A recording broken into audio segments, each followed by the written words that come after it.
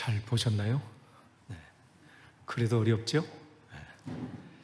그래서 계속 성경은 또 읽고 또 읽고 그러는 겁니다. 그러면 어느 순간 열어주셔요. 제가 중고등학교 때, 특별히 고등학교 때인 것 같아요. 책에 한번 푹 빠진 적이 있습니다. 소설, 수필. 그때 그냥 막 글자가 처음에는 안 들어오다가 어느 순간 막 훅훅 막 들어오는 거예요. 수필 보면 그냥 그분의 그 감정이 내 안에 막 들어오고, 수필 읽어도 마찬가지고. 그때 이문열 씨의 삼국지를 얼마나 많이 읽었는지 몰라. 왜 이 사람이 이렇게 미련하게 행했을까? 그 안에 막 캐릭터 보고 자기가 그렇게 사는지는 모르고 말이죠. 그런 수필들도 그런 것들 보면서 어느 순간 이게 들어오더라고요. 성경도 마찬가지예요. 세상의 책도 그런 것처럼 성경은 특별히 영적인 책이기 때문에 내가 읽는 게 아니에요. 그분이 그 책이 나를 읽게 되는 순간이 와요. 근데 처음은 내가 다가서는 거예요. 우리가 사람도 마찬가지잖아요. 처음에 어떤 사람은 다가가잖아요. 처음 모르잖아요. 지금도 모르겠어, 사실은. 아내를 이렇게 쳐다보면 어느 때는 알다가도 모르겠고, 모르다가도 알겠고. 아니, 서로 뭐 그쪽은 안 그러겠어요. 절 보면서 이 사람 알다가도 모르겠고, 알아가는 거겠죠.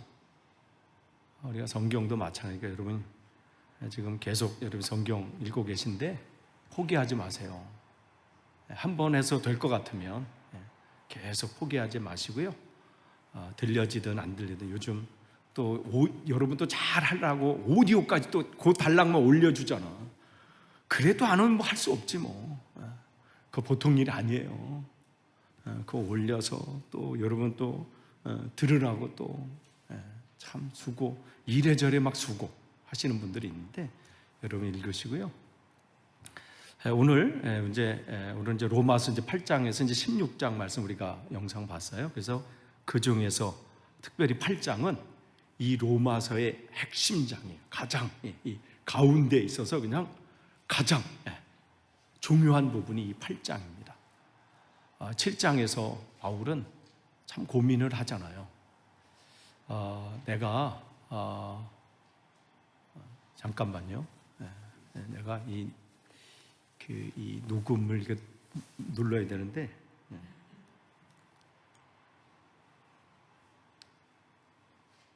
물론 저 영상으로 찍는 거를 다시 할 수 있지만 그것도 번거로워서 앞에는 못 나갔네. 네. 7장에서 이 바울은 굉장히 고민을 해요. 내 안에 두 가지 마음이 있다는 거예요. 남들 볼 때는 어마어마한 사람이잖아요.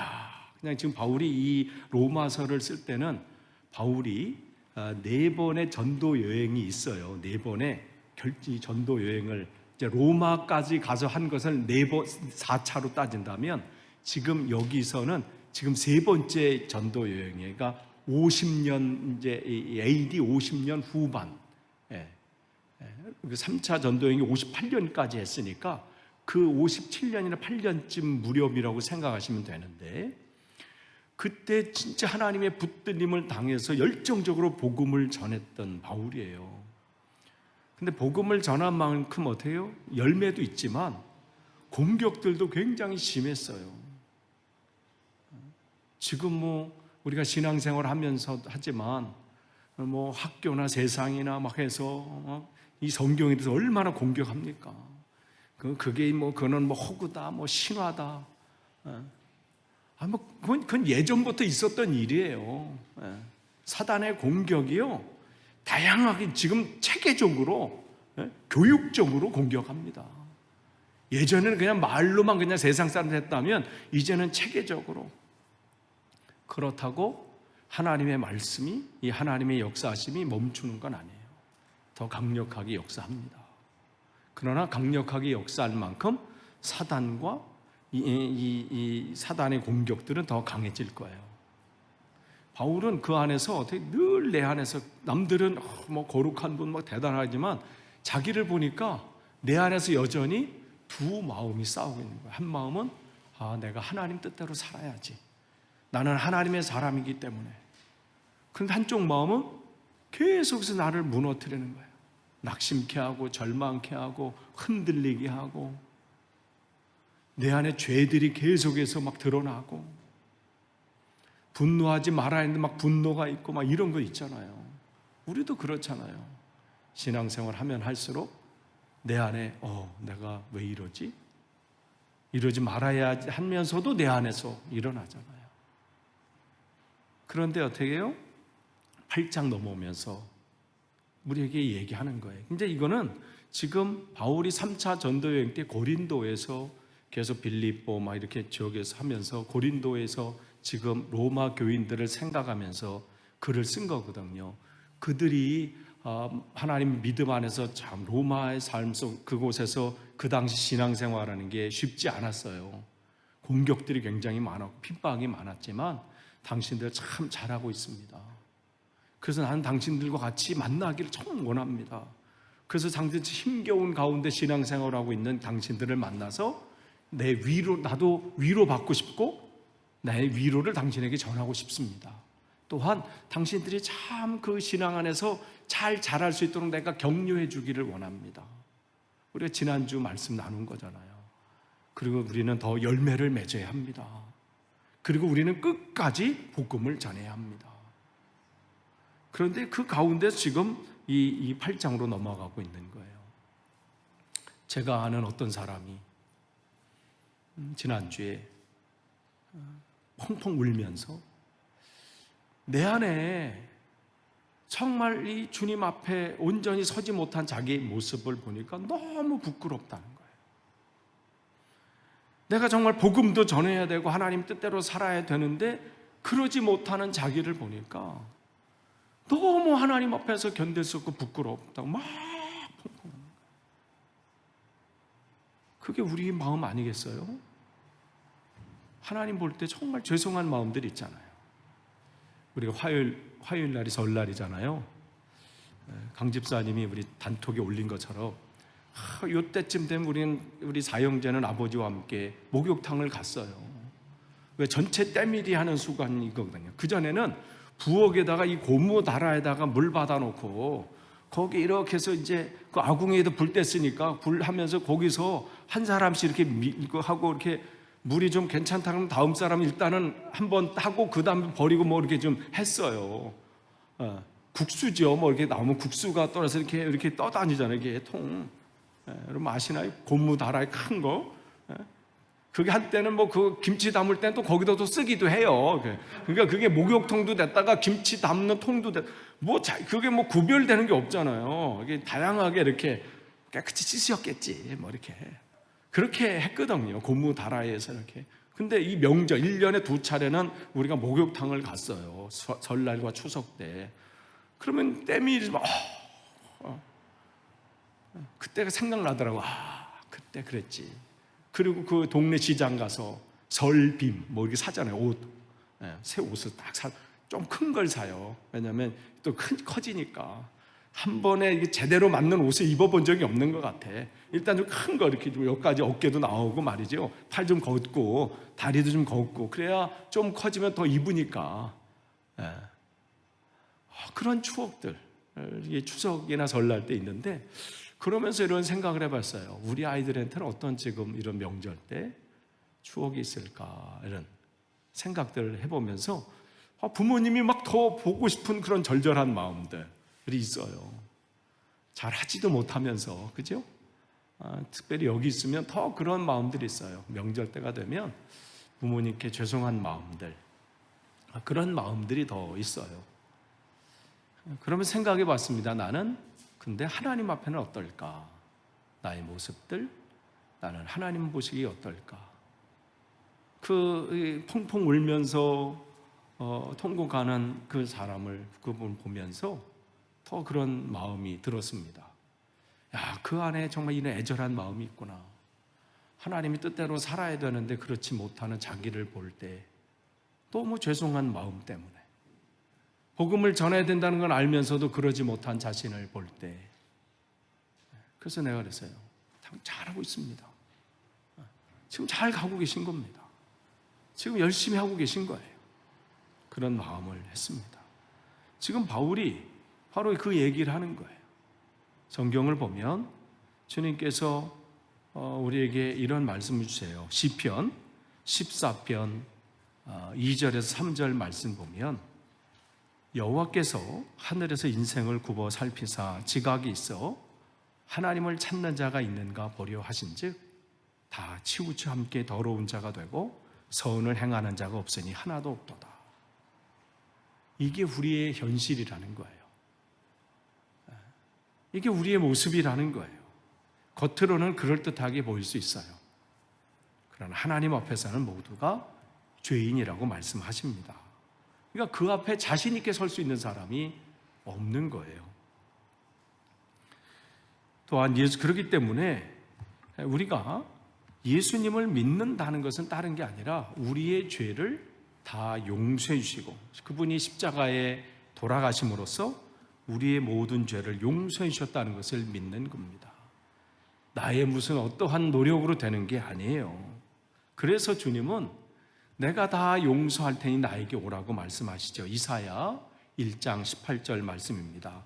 여호와께서 말씀하시되 오라 우리가 서로 변론하자. 너희 죄가 주홍 같을지라도 눈과 같이 희어질 것이요 진홍같이 붉을지라도 양털같이 되리라. 오라고 말씀하세요. 주님께로 오면 어떻게 해요? 나의 시뻘건 죄, 부끄러운 죄 깨끗하게 해주신다는 거예요. 남에게 말 못할 부끄러운 것일지라도 그 은혜와 자비하심으로 우리에게 그 은혜를 베풀어 주신다는 거지요. 이게 예수님을 믿는 거예요. 나의 과거에 부끄러움이 있다 할지라도 내가 과거에 어떤 사람일지라도 예수님께로 오면 나의 모든 죄를 용서해 주시고 이제는 나를 새롭게 만드신다? 이 말씀을 믿고 주님께로 오는 것, 이게 믿음이에요. 그래서 성경을 보면 특별히 우리가 예언자들이 활동했던 BC 8세기, 7세기 거기서 역사적으로 봤을 때 8세기서부터 2세기까지가 성경에서도 예언자가 가장 많이 활동했던 시기이고 세계적으로도 그때 예언자들이나 철학자들이 활동했던 시기입니다. 소크라테스나 아리스토텔레스, 플라톤, 공자맹자가 바로 이 시기예요. 이때 역사적인 큰 변동들이 일어났지요. 그 전까지는 사람들이 생각 없이 살았어요. 그냥 가서 싸우자 그래서 그냥 다 뺏어오고 힘 좋으면 뺏어오고 힘 없는 사람 다 뺏기고 그런 시대에 살면서 사람들이 생각하게 된 거죠. 왜 이 시대가 이렇게 되나? 왜 어떤 사람은 더 강해지고 어떤 사람은 더 힘들어지고 왜 계속 이게 늘 두려움에 살잖아. 뺏길까 봐. 또 저기 나라가 쳐들어올까 봐. 얼마나 지금 우크라이나가 그럴 거예요. 늘 그거 지금 언제 쳐들어올지 모르는 그런 상황 가운데 그래서 하나님께서는 그들의 왜 너희들이 두려움과 염려와 걱정 뭘 먹을 게 없어서도 아니고 너희들이 힘이 없어서가 아니다. 하나님의 뜻대로 살지 않기 때문이다. 이 말씀을 전해주기 위해서 하나님께서 아모스라는 선지자를 일으키셔서 세워서 그는 목사님이 아니에요. 그냥 농장에서 이 농장 주인이에요. 열심히 이 올리브 나무를 막 하고 있고 뭐 이렇게 하고 있는데 양을 치고 있는데 어느 날 하나님이 아모스를 부르셔서 네가 내 말 좀 그들에게 좀 전해라. 그게 아모스서예요. 가서 남쪽 사람이 남쪽 사람이 북한으로 가서 그러니까 북쪽으로 가서 북한으로 간 거 아니에요. 북이스라엘로 가서 남쪽 사람이 하나님이 말씀을 당신에게 전합니다. 도라고 하십니다. 그래서 아모스 5장 6절에 너희는 여호와를 찾으라 그리하면 살리라 그 말씀하는 거예요. 근데도 안 들어. 그러니까 어떻게 해요? 이제 북쪽 사람을 세워. 그게 호세아예요. 호세아. 남쪽 사람이 가니까 야 니네 동네로 가. 뭐 이렇게 했거든요. 안 듣고. 그러니까 자기네 민족 사람을 세웠어. 호세아. 그래서 호세아 14장 1절 이스라엘아 내 하나님 여호와께로 돌아오라. 계속해서 하나님께서는 이사야를 통해서 미가를 통해서 계속 하박국 계속 말씀 전하잖아요. 그래서 끝에 쪽에 또 누구 올래? 하나님께서는 스가랴 선지자 스가랴 1장 3절에 너희는 내게로 돌아오라 만군의 여호와의 말이니라. 그래도 안 들으니까 어떻게 이제는 말라기를 또 보내. 말라기 3장 7절에 내게로 돌아오라. 그래도 안 들으니까 요엘 선지자를 또 보냅니다. 요엘 2장 12절 여호와의 말씀에 너희는 이제라도 금식하며 울며 애통하고 마음을 다하여 내게로 돌아오라. 이게 사는 길이라는 거예요. 뭐 군사를 모집하고 뭐 대단한 무슨 뭐 빌딩을 구입하고 집을 넓히고 좋은 차를 사고 이게 너의 삶의 평안과 행복과 삶을 제대로 사는 게 아니라 내게로 돌아오는 것이다. 그걸 말씀하세요. 그래서 예수님께서도 그 말씀하시는 거예요. 너희는 무엇을 먹을까 마실까 입을까 이것 때문에 염려하지 말고 너희는 먼저라는 것은 first가 아니에요. 그것은 최고의 거예요. most, 최고의 것. 비교가 안 되는 그의 나라와 그의 의를 구하라. 즉 하나님께로 오라는 거예요. 그러면 하나님의 은혜가 그에게 임한다는 거예요. 지금 로마에 신앙생활하고 있는 사람들이 신앙생활하고 있지만 여전히 그 안에는 뭐가 있냐면 죄에 대한 두려움이 있어요. 내가 지금 신앙생활 잘하고 있는 건가? 이렇게 하고 있는데 지금 하나님이 나를 모른다고 하시면 어떡하지? 내 믿음이 지금 제대로 내가 가고 있나? 늘 그거에 대한 두려움과 염려와 걱정이 있어요. 왜냐하면 자기가 아니까. 내가 어떤 인간인지를 잘 아니까. 나의 진면목을 알면 너무 부끄러우니까. 그러니까 부족한 거죠. 그런데 오늘 바울은 그래서 로마서 8장 1절에 그러므로 이제 그리스도 예수 안에 있는 자에게는 결코 정죄함이 없나니 두려워하지 말라는 이미 너희들 우리가 예수님 안에 들어와 있다면 정죄함이 없다는 거예요. 우리 죄 가지고 너 이렇게 죄 졌으니까 너는 안 돼. 너는 지옥에 가. 뭐 이렇게 하지 않으신다는 말씀이죠. 그래서 이것을 원문으로 얘기하면 예수님을 믿으면 어떤 죄를 지어도 그는 심판받지 않고 지옥에 가지 않고 하나님의 자녀가 되는 신분을 잃어버리지 않는다. 이러한 의미입니다. 그러니까 하나님의 자녀가 되는 신분은 잃어버리지 않는다는 거예요.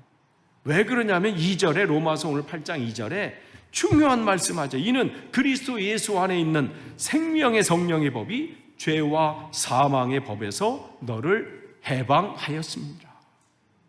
이것 때문에 그런 거예요. 우리가 뭘 잘나서가 아니고 뭘 열심히 해서가 아니라 하나님의 그 은혜로 말미암아 죄와 사망의 법에서 우리를 해방하셨기 때문에 우리는 하나님의 자녀이기 때문에 우리는 정죄함이 없는 은혜를 누린다는 것입니다.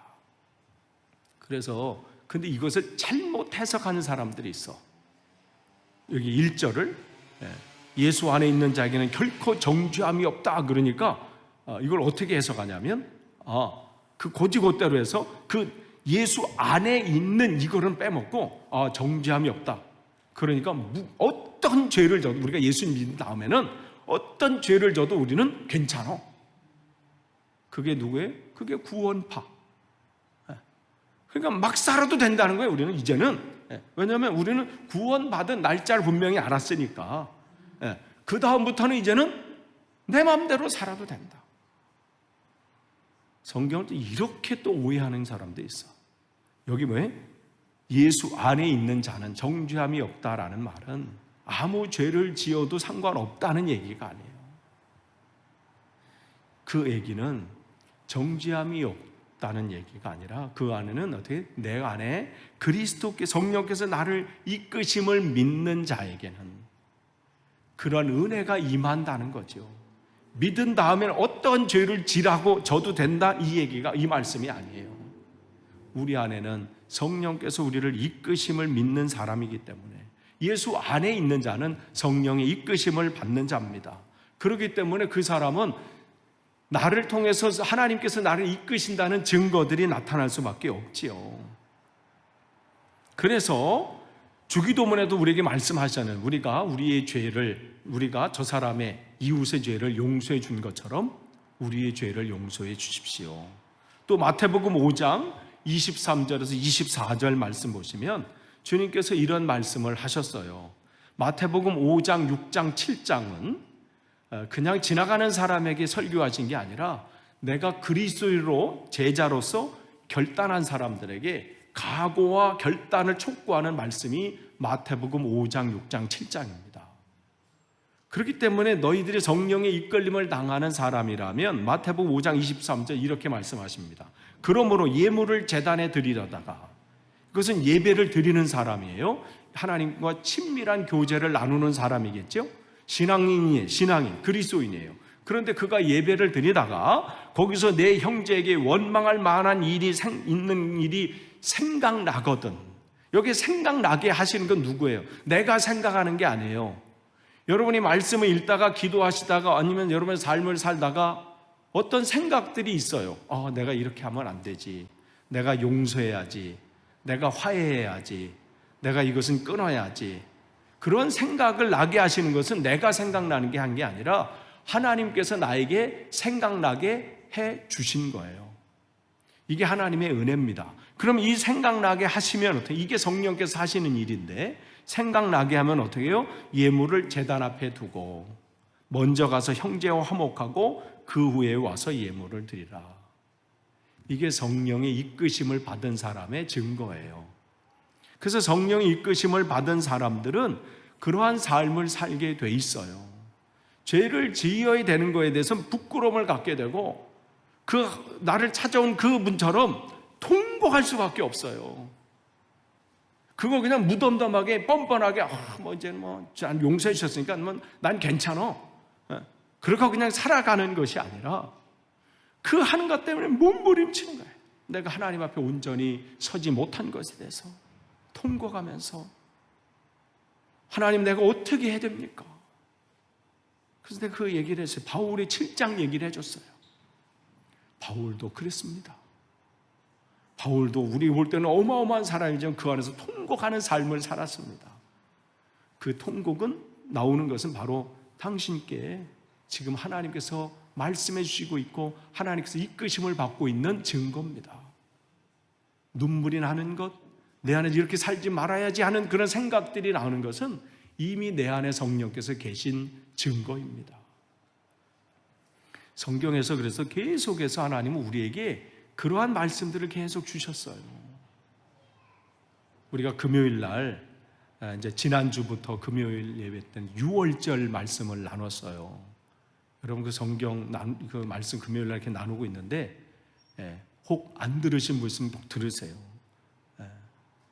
그리고 좋아요 눌러주시고 지난주에 말씀드린 것처럼 안 누르셔도 돼요. 안 좋은데 어떻게 누를 수 있어. 뭐 까먹을 수도 있죠. 그렇지만 안 좋아요만 안 누르시면 좋겠어. 그 농담이고요. 거기 보면 하나님께서 그 제사법 있잖아요. 뭐 번제 또 뭐예요? 테스트, 번제, 소제, 그 다음에 화목제, 그 다음에 속죄제, 속건제. 요 5가지 있어요. 번제는 뭐예요? 나의 죄를 하나님 앞에 고백하는 그 마음이에요. 내가 얼마나 과거에 보니까 내가 생각해도 그런 죄를 고백하는 거예요. 그러면서 그 죄를 용서해 주신 것에 감사가 소제예요. 하나님 감사합니다. 나의 죄를 용서해 주셔서. 그러니까 우리의 삶은 늘 이 고백들이 있어야 돼요. 하나님 나의 죄를 용서해 주십시오. 그리고 하나님 나를 하나님의 자녀 삼아 주신 거 감사합니다. 그게 소제. 그러면서 또 우리는 뭘 누리는가? 하나님과 이제 내가 하나님과 아버지가 됐구나. 하나님 나의 아버지시구나. 그런 지난 금요일 말씀드린 것처럼 부모님과 내가 뭔가 이렇게 꺼리낌한 게 있으면요, 부모님과 밥 먹을 때도 불편해.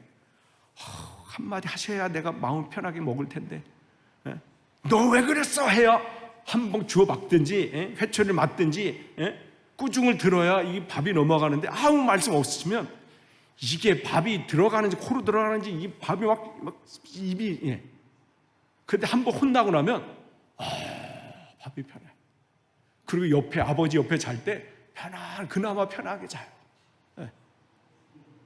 하나님과의 관계도 마찬가지예요. 나의 죄를 끊임없이 용서함 받고요, 또 고백하고 그 다음에 감사하고, 그래야 어떻게 하나님과 화목해지는, 그게 화목제예요. 그리고 또 살다가 보면 깨달아지는 죄가 있잖아요. 그 전까지는 죄인지 모르고 막 살다가 그게 죄였네? 내가 그 사람이 상처를 또 줬네? 그러면 어떻게? 그걸 고백하셔야 돼요. 그냥 뭉개고 그냥 지나간 거니까 아니라, 하나님 그때 그 사람이 또 상처를 줬네요. 내가 그때 또 우리 아이한테 또 그 말로 상처를 줬네요. 그게 뭐예요? 속죄죄. 그게 속죄죄예요. 속건죄는 뭐예요? 내가 뭔가를 남의 거 그냥 슬쩍 했어. 지나가는 거, 길에 떨어진 거 그냥 100원 주워다가 뭐 사 먹은 거. 그때 아버지가 왜 나를 그렇게 혼내셨는지 몰랐어요. 너 가서 빨리 교회 가서 회개하라는 거예요. 나 뭔지 모르고 그냥 초등학교 때 사 먹고 좋아했는데 동생들도 뭐 사주고. 그게 속건죄. 뭔가를 훔쳤거나 아니면 뭘 했거나 남이 그 손해를 했으면 거기에 5분의 1을 갚아서 나중에 발각되면 2배 더. 그렇게 안 해요, 사람들. 번거롭게 해야. 이미 하나님은 그 일들을 하니까 사람들이 어떻게 해요? 늘 근데 어떻게 해요? 그 생각하다 보면 어떻게 걱정이, 내가 이거 죄인가 아닌가? 이거 내가 또 못한 건 아닌가?